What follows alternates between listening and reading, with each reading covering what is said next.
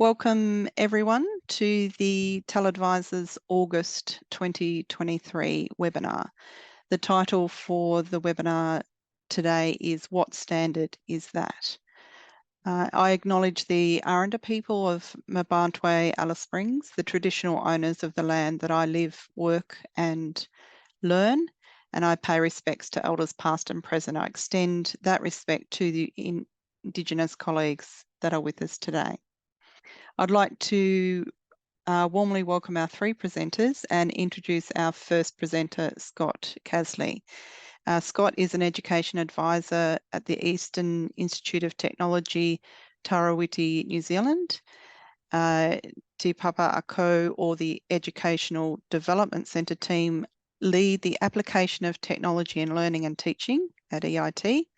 A big part of that role is to support and develop staff capability in the online space and to advise faculty on how they can incorporate tech with effective teaching approaches.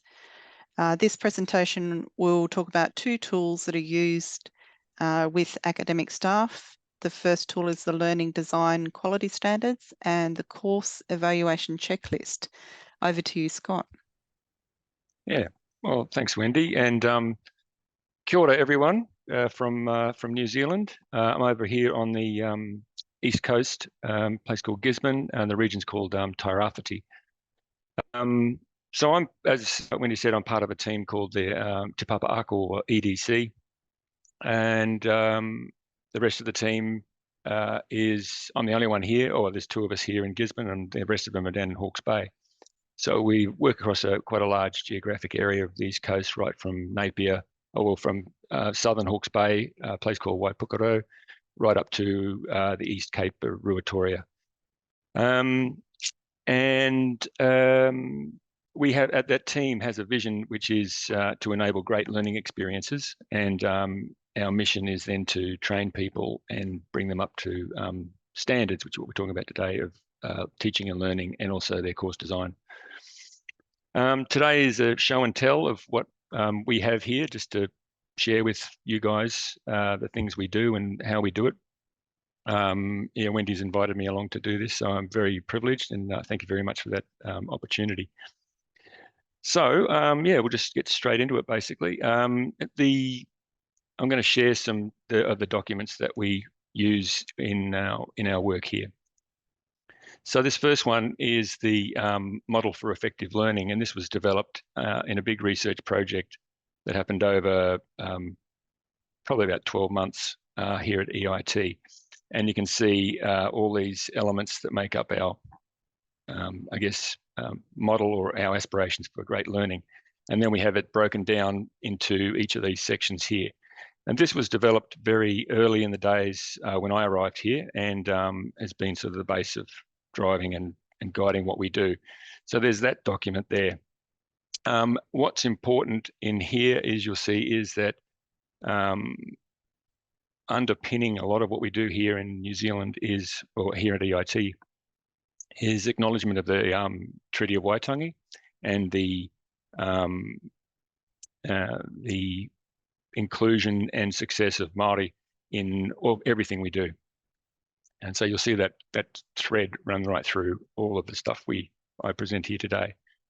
It is, you'll see, it is a learner-centered model. The learner is at the center of everything we do. So that gives you an idea of sort of the background. And then basically from there, we developed I was part of a team, I say we, developed a checklist of course and design work. And we didn't have really much available to us. We had a situation where we had two we had large polytechnic and the small polytechnic here in Gisborne, and we merged, and we had to develop 5 degrees into a blended mode within probably 12 months. So we had a very tight schedule to work on, and we didn't have much documentation around the standards we wanted to meet. So the checklist was developed, and this is this one here. And this is very similar to what was presented back in 2017. I think was one of the first TELedvisors seminars. And this is a checklist that we use with the developers of the online courses. And all this stuff should look very familiar to a lot of you who work in the education technology side of things. It's a long list. There's lots of things to check off. And it's a pretty raw sort of tool to use. But what happened was back in those early days, or 10 years or 9 years ago, is that it opened up a discussion around what was a quality course, or what were the elements that made these things up. And we kept using this for a few years, and then the team decided that it was probably more important to look at the actual learning design standards and what they were all about, and from there work on some learning design quality standards. So we went from there to the learning design framework, and these are these learning design principles that we developed. So again, learner-centered, all these things are very familiar with you, I'm sure. And these are the sort of, again, the foundation documents we work with developers in our programs and for online delivery and facilitation. Should also be noted that our situation here, we've got a small team. There's only 3 or, well, it varies, but we've about 3 or 4 learning designers across this large geographic region, and we've got about 2,000 students and probably about 200 or so courses, different courses online, separate papers, if you like. So we had to come up with a distributed model, and so these documents support our staff in that design. We can't keep track of all of it because we don't have a centralized model. So these are the, as I say, the learning design principles, and we extend that. If I get the next document up here, we extend that to these learning design quality standards. And this is where we really get into the detail. And we sit down with a developer or a subject matter expert who's working with a program coordinator, and we go through this checklist. So you can see it starts off with the basic stuff, and we go through this, check all this off, and then we get into these more detailed areas. So you can see there's a lot of detail in here that, again, you'd be very familiar with. We have something that's probably a little bit unique. I don't know if it's in a lot of the Australian stuff, but if we go through all this sort of stuff, I hope I'm not going too fast here. Please tell me if it's going too fast, but you can get the idea. But down here, there's another part that I think is very important as well. So the inclusivity of Māori. So in here, we have a very strong emphasis on Māori success, as I said earlier. And so all of our programs should have some element of what is known as Mātauranga Māori throughout their programs.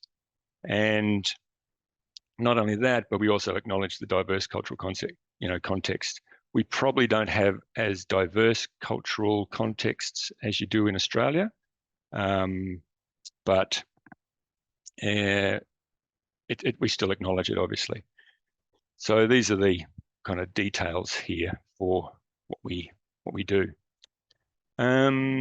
So that's that. The other thing that we also have, as far as the maintaining quality around the learning design, is once a course is developed, obviously it doesn't stay static and stay where it where it is often changes and new developments.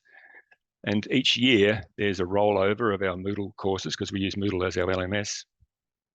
And we have a form, an online form, that we get our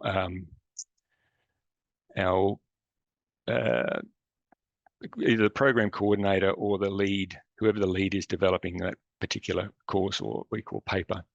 And so we make sure that the course is ready for action each year. So this is a way of maintaining, obviously the quality of what's going on. Now, this is a very reduced or distilled down version of that checklist, but it's an online one and can be done fairly quickly. But they're the basics in here, and we don't let anything get released to students unless this form has been completed, basically. So all the new rollovers each year or each new semester get hidden from and archived, and then we wait until this is completed before they're allowed to make it visible again to the students. So that's pretty much all the things we do to maintain quality. It is a challenge because, as I said, we've got a distributed model, and I guess my question really is, from all this and what we do, is the question I would pose is, what's better? Is it better to have a centralized model or a decentralized development model? That's pretty much all I've got to share today. As I said, it's really a show and tell from me. I wasn't really super confident with to present today, but I hope what I've done is given you some ideas of what we do, and I'm also available if people want to follow up on Teams any of these documents I can share as well. Thank you so much, Scott. That's pretty much me. That was a fantastic presentation. I really enjoyed that journey. Please show appreciation for Scott in the chat or with your reactions.